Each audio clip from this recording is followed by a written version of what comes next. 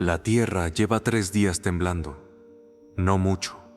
Solo lo suficiente para que los cuadros se muevan en las paredes. Rose Lee Willock no le presta atención. Lleva el café hasta la ventana, como hace cada mañana. Afuera, el volcán está ahí. Como siempre, como lleva 100 años estando. En la radio, alguien dice que los científicos están preocupados. Rose apaga la radio. Tiene que abrir el negocio en 40 minutos. Y aquí está lo que nadie te dice sobre los desastres naturales. Casi nunca llegan como una explosión. Llegan como una molestia menor que uno decide ignorar. Una y otra vez, hasta que ya no hay nada que ignorar. ¿Cuántas veces en tu propia vida has visto la señal y decidido que no era para tanto? Cuando empezamos a preparar este episodio, algo de la historia de Rose y su cajita de retazos nos quedó tan dentro que terminamos escribiendo una canción sobre eso, sobre quedarse, sobre lo que elegimos no dejar ir. Si llegas hasta el final del video, te la dejamos completa. Aquí va un pedazo del coro para que no digas que no te avisamos. Los científicos lo vieron subir desde el corazón y el gobierno dio la orden de marcharse sin demora.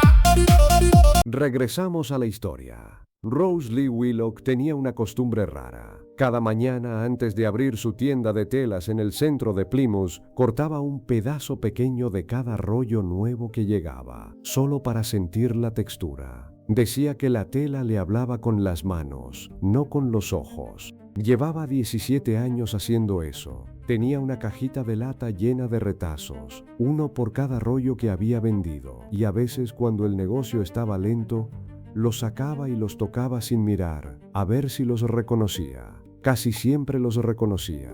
Plymouth, capital de Montserrat, era en 1995 una ciudad de menos de 4.000 personas. Isla pequeña en el Caribe Oriental, territorio británico de ultramar, conocida principalmente por su estudio de grabación, Air Studios, donde había grabado Elton John, The Police y los Rolling Stones. Una isla donde la gente se conocía por nombre, donde los niños iban a pie al colegio, donde los domingos había misa en la iglesia de San Patricio, y después, sin que nadie lo planificara, todo el mundo terminaba en el mismo lugar comiendo. Y en el centro de todo, a 12 kilómetros al sureste, el volcán Soufriere, un volcán que llevaba más de 4 siglos sin erupcionar de manera significativa. 4 siglos es mucho tiempo. Es tiempo suficiente para que una montaña deje de parecer una amenaza y empiece a parecer paisaje, para que las generaciones que la conocieron con miedo mueran y las que vienen después solo vean una silueta bonita al fondo de las fotos.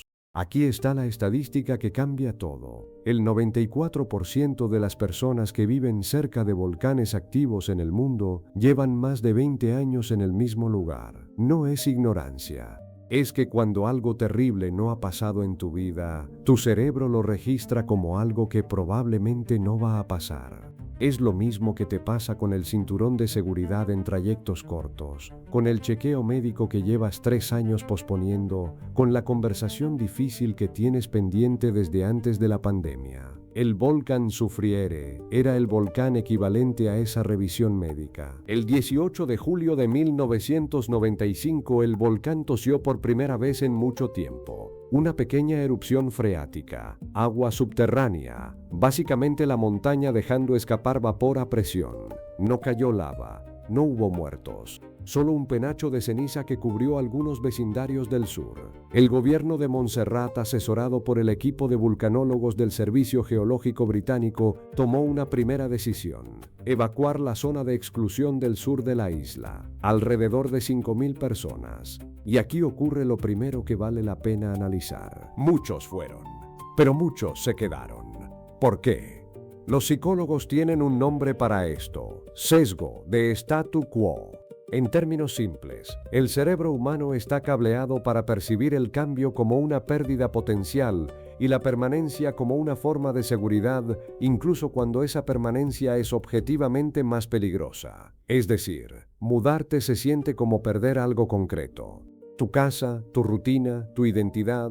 Quedarte se siente como no perder nada aunque lo que te espera sea peor. En un café lo explicaría así: si alguien te dice firma aquí y ganas 100 euros, firmas feliz. Pero si alguien te dice si no firmas pierdes 100 euros, muchas personas no firman igual, aunque el resultado sea idéntico. El miedo a la pérdida supera a la lógica del beneficio.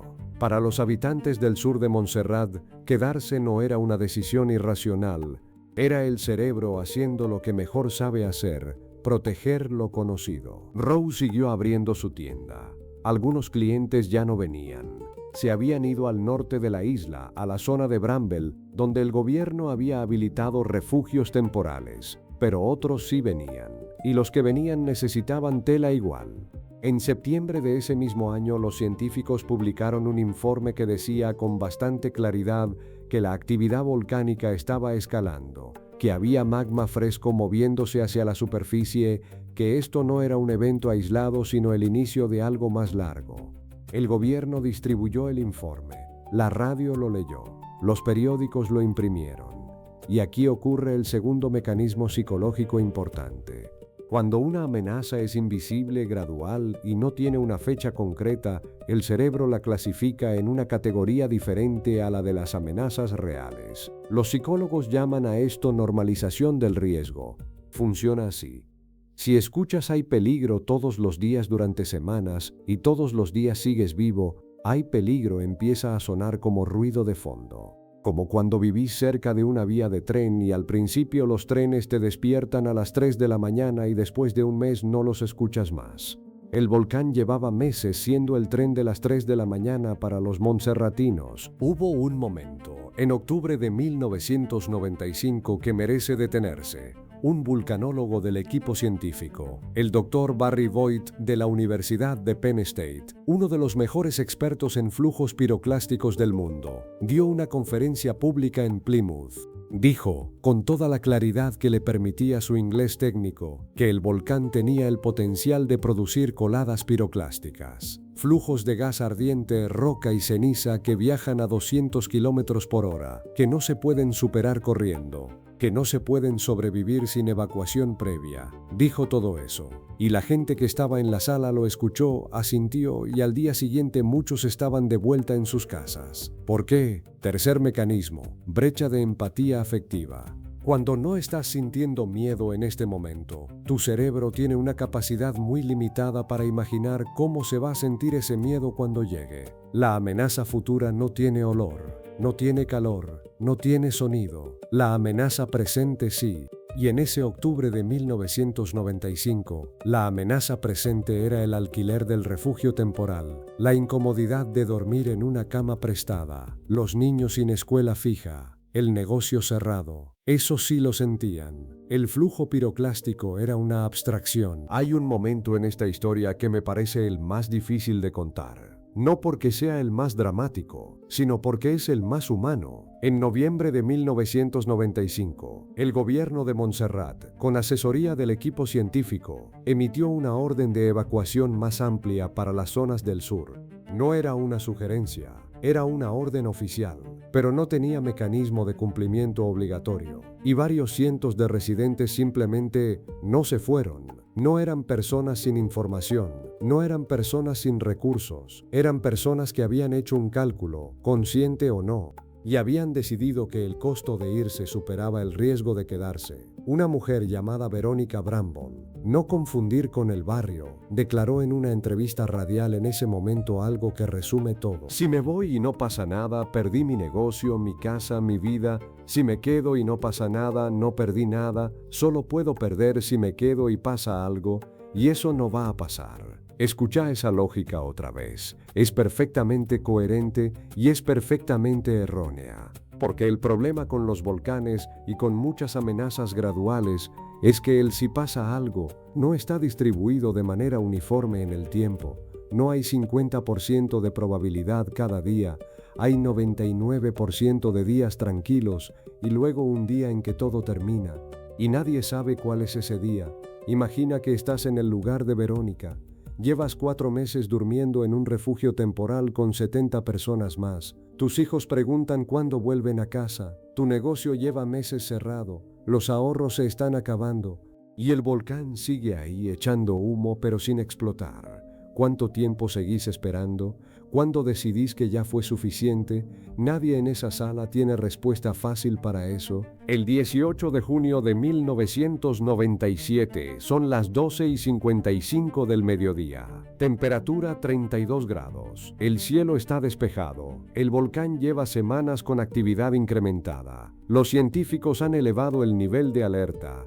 La zona de exclusión se ha ampliado 2 veces en los últimos meses, pero quedan personas dentro. Agricultores que han vuelto a cosechar sus campos durante el día. Gente que nunca se fue. Y entonces pasa.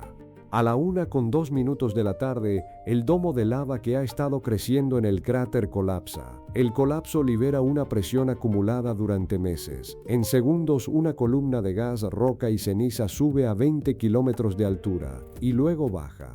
El flujo piroclástico viaja a 180 kilómetros por hora. Tiene una temperatura de más de 400 grados centígrados. Arrasa con todo en un radio de 8 kilómetros al sur y este del volcán. 8 minutos, eso es lo que dura el evento principal. 8 minutos.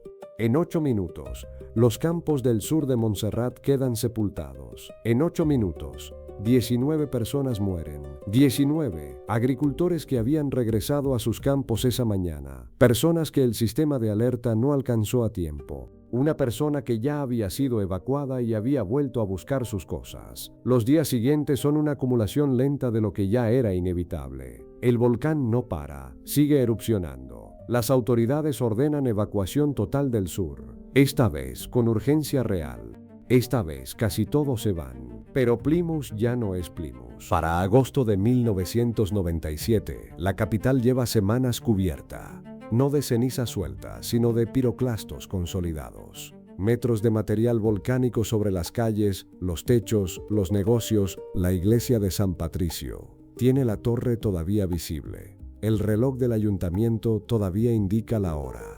Está parado. Rose Lee Willock evacuó en julio de 1997. Se llevó lo que pudo en 2 bolsas. Dejó la cajita de lata con sus retazos sobre el mostrador de la tienda. No la buscó después. Hoy Plymouth es la única capital nacional abandonada del mundo en funcionamiento como tal. El gobierno de Montserrat opera desde Brades, en el norte de la isla. La población de la isla pasó de 12.000 personas antes de las erupciones a menos de 5.000 en los años posteriores. La mayoría emigró al Reino Unido, a Antigua, a Barbuda. Muchos no volvieron. Air Studios, el estudio donde había grabado Elton John, quedó sepultado. El aeropuerto original destruido. La economía de la isla, que ya era pequeña, colapsó casi por completo. El gobierno británico, bajo presión internacional, entregó ayuda humanitaria. No sin controversia. Algunos políticos en Londres cuestionaron en su momento si era rentable invertir en una isla tan pequeña. Ese detalle también existe en los registros. Y aquí viene la ironía que a veces acompaña los desastres. Las personas que evacuaron antes, las que siguieron las primeras órdenes en 1995, las que perdieron meses de ingresos y comodidad por irse a refugios, muchas de ellas perdieron igual sus casas, sus negocios, su mundo. No murieron, pero lo perdieron igual. Y algunas de las que se quedaron más tiempo, las que desafiaron las órdenes, sobrevivieron también. La línea entre los que corrieron con suerte y los que tomaron la decisión correcta es, a veces, más delgada de lo que el relato oficial quiere admitir. Los 19 que murieron el 25 de junio de 1997 estaban, en su mayoría, en una zona que el sistema de alerta había designado como de acceso controlado pero permitido durante el día. No estaban desobedeciendo. Estaban operando dentro de los límites que el propio sistema había establecido, y eso es incómodo de reconocer. Barry Boyd, el vulcanólogo que había advertido en 1995 sobre los flujos piroclásticos, pasó los años siguientes documentando el caso de Montserrat. Publicó papers, dio conferencias. Dijo más de una vez que el mayor aprendizaje del caso no era geológico, era comunicacional, que la ciencia había tenido la información correcta, que el problema fue cómo esa información se transmitió a personas que tenían incentivos muy concretos para no escucharla. Hoy Plymouth existe en un estado que no tiene nombre preciso, no es una ruina exactamente, no es una ciudad viva tampoco, es algo intermedio. Se puede visitar con un guía autorizado, hay tours, la gente camina por calles donde los techos de las casas llegan a la altura de las rodillas. Los letreros de las tiendas todavía se leen, algunos. En una de esas tiendas, si alguna vez excavaran suficientemente profundo, encontrarían una cajita de lata, con retazos de tela, uno por cada rollo que Rose Lee Willock vendió en 17 años. No te voy a decir que los montserratinos tomaron malas decisiones, porque no creo que sea tan simple. Tomaron decisiones humanas, decisiones que cualquiera de nosotros hubiera tomado con la misma información, los mismos miedos, los mismos costos visibles. El sesgo de statu quo no es una debilidad de carácter, es una característica del sistema operativo que llevamos todos en la cabeza. Fue útil durante cientos de miles de años de evolución en un mundo donde lo conocido casi siempre era más seguro que lo desconocido. El problema es que ese sistema no actualizó su firmware para un mundo donde las amenazas son graduales, invisibles y se acumulan lentamente hasta que de repente no son graduales. Piensa en algo en tu propia vida. No tiene que ser un volcán. Puede ser una relación que llevas tiempo sabiendo que no funciona, un trabajo que te está costando la salud, un hábito que conoces perfectamente lo que te hace, una conversación que tienes pendiente con alguien desde hace tanto tiempo que ya olvidaste por qué empezó a ser difícil. ¿Cuántas veces has visto la señal, has entendido perfectamente lo que significaba y has elegido seguir, no porque seas tonto, sino porque quedarte, aunque sea en algo que te hace daño, se siente más seguro que el salto al vacío de cambiarlo? Pero eso exactamente es lo que Rose Lee hacía cada mañana con sus retazos.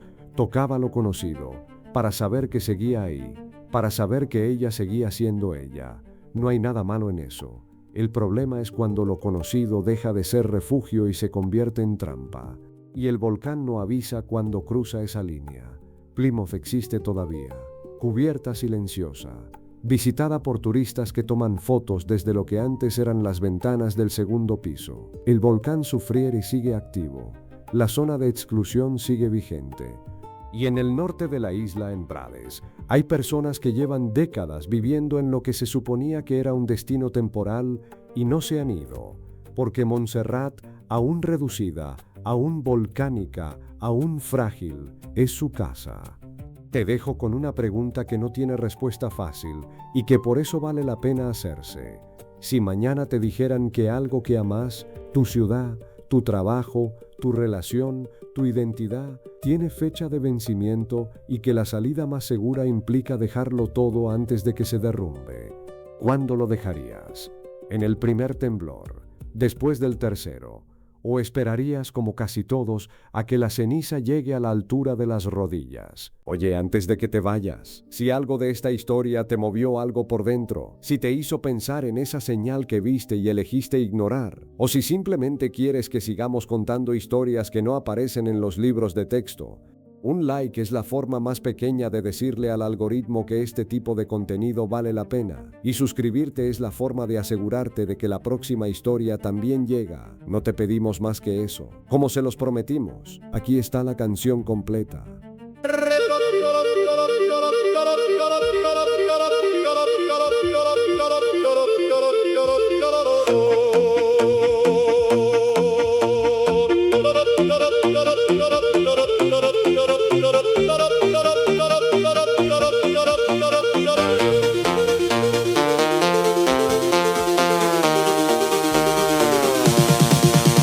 Recién está dormido, lo dijo la radio ayer.